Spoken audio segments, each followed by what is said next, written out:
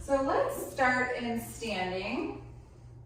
And I want you to become aware of where your breastbone is and where your pubic bone is.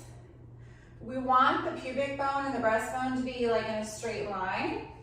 A lot of times after pregnancies, we end up kind of being here, like in an open position. And I want you to bring those 2 points together so that the breastbone is on top of the pubic symphysis. Find those wide spread toes, feeling a gentle lift of the arch. The weight is on the four corners of the feet. So the inner heel, the outer heel, the inner big toe, and the outer toes, all even, and even left and right. The knees are soft, and we're maintaining that connection. You might notice that it's a little bit, when you're here, when the breastbone is on top of the pubic bone, that you feel hunched. And that's because a lot of times after pregnancies, we are so tight in our mid-back and rib cage that when we bring this alignment to our trunk, which helps continence and diastasis and prolapse and back pain, it might actually create mid-back pain or neck pain. So let's start with addressing getting some space in the middle back through using a pillow, a piece of foam, or I'm gonna use whatever I could find since I'm moving and things are hard to find in my house. You're gonna use even a basketball, something under your middle back. And you're going to put it around your bra line and take kind of that open shape on top of it.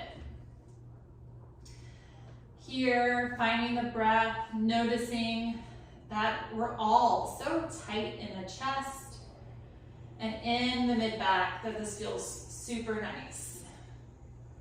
So there should be no pain here, no strain, just some nice opening in the chest and in the mid-back. Breathing into the side ribs, the back ribs, and the front belly.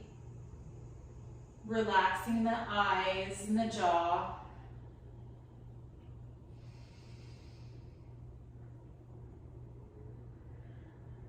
Inhaling that nice, good healing air. And exhaling out any tension.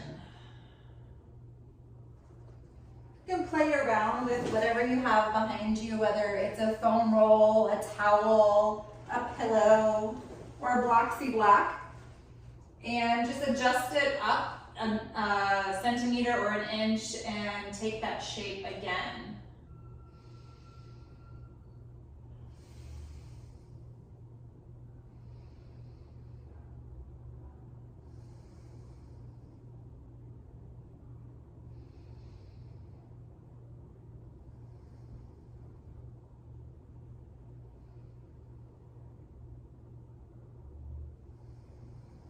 Good. All right, and coming out of that shape, rolling to your side or coming up in whatever way is comfortable. And let's get into a kneeling position. You can pad the knees if your knees feel sensitive. And let's explore that relationship between the breastbone and the pubic bone again, bringing the breastbone right on top of the pubic bone, noticing if you want to be here in that rib thrust kind of position. And if you are, just drawing it back into alignment, one on top of the other. Inhale into those 360 ribs and inhale those arms up overhead. Clasp them together and take a nice little side bend to the right, breathing into that left rib cage. Shoulder blades are going to slide down the back.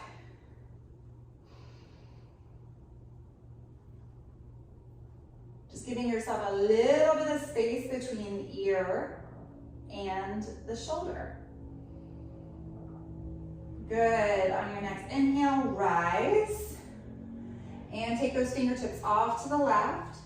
Grounding that right shoulder blade down, giving a little bit of space between the shoulder and the ear, and breathing into those right side ribs. Remembering to keep that breastbone on top of the pubic bone in the same plane. So avoiding that rib thrust compensation. Shoulder blade glides down. And paint those fingertips up again. And exhale, allow them to come back toward your side. Notice if you're here in that rib thrust and bring it back. Inhale the arms up. Exhale the left arm back and the right arm forward. Good. And then reach that left hand forward to meet the right. So you're now facing straight. Really reach that left shoulder forward and then exhale and draw it back like you're drawing a bow. So here we're working on that shoulder blade mobility and we're working on your core because we are keeping the breastbone aligned over the pubic bone. And inhale, that left hand goes forward, slide it forward, like really reach. That's gonna help us find the serratus anterior, one of these weird muscles we never talk about, like wraps around the rib cage and helps the shoulder blade move. Inhale and bring the hand back like you're drawing a bow. Breastbone stays on top of the pubic bone and reach, feeling that nice pec minor stretch in the front of the chest. Inhale and coming forward, and this time you're gonna reach, really reach through. See if you can find some of those little muscles on the inside of the shoulder blade, like really reaching further than you think you can. And inhale, drawing back. Keeping the rib cage on top of the bowl of pelvis, lengthening through the spine and keeping the knees, the weight about evenly distributed. Good, inhale that hand forward. Now let it come up. Reach, up like a rainbow. And back. Feeling that nice chest opener. And you're gonna rainbow the hand back. Reach. That reaching action is really gonna help your brain find that serratus anterior muscle, which goes from the, underneath the ribs to the arm. And reach, rainbow. Coming back. This should feel like a nice massage for the shoulder, no pain at all. And reach and rainbow forward. And now let's keep that left arm forward and we're gonna bring the opposite arm back. So that right hand is gonna go back like you're bringing a bow back, reaching it toward the opposite wall. Spine is long, ribs are stacked. You may feel a nice little chest opener or maybe a mid-back opener, kind of giving you space wherever you need it. As you inhale, that right finger, they're gonna go forward and keep reaching, reach. So our trunk stayed facing forward, but the hand keeps going. It's lifting off of the rib cage and those underneath the shoulder blade muscles are finding a little job to do. Inhale, opening that right chest. That right hand goes back, keeping the breastbone on top of the pubic bone. Inhale forward. When you get all the way, keep your trunk still and reach the right hand forward even more to help your brain connect to those serratus anterior muscles, those deep shoulder blade muscles that we really need. Bringing it back, opening the right shoulder, reach back.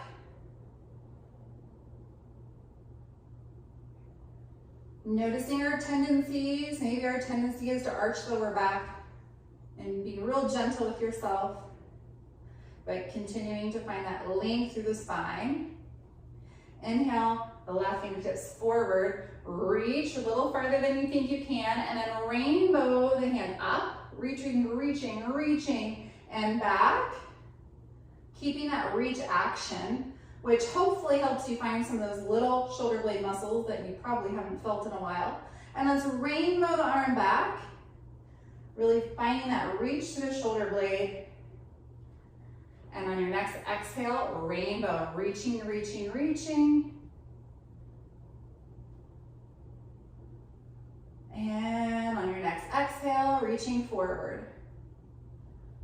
Good, and let's release our arms and give them a little shake out. You might feel tired.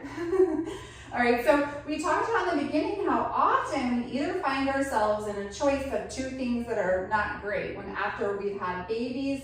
One is we have good alignment of breastbone on top of pubic bone, but we're kind of hunched. And that's not great for the neck. The other choice is we have good neck position, but only because we rib thrusted. And now we have poor core control, and that's not good for our lower back, for prolapse, for incontinence, and diastasis. So the real thing is that we need more space in the midsection, which we get from doing a practice like we just did. Now, hopefully, as you lengthen and elevate through the spine and relax the shoulders, hopefully it's easier for you to find that breastbone over the pubic bone position without making either of those not so desirable choices. Hopefully we just have better space, we have better alignment.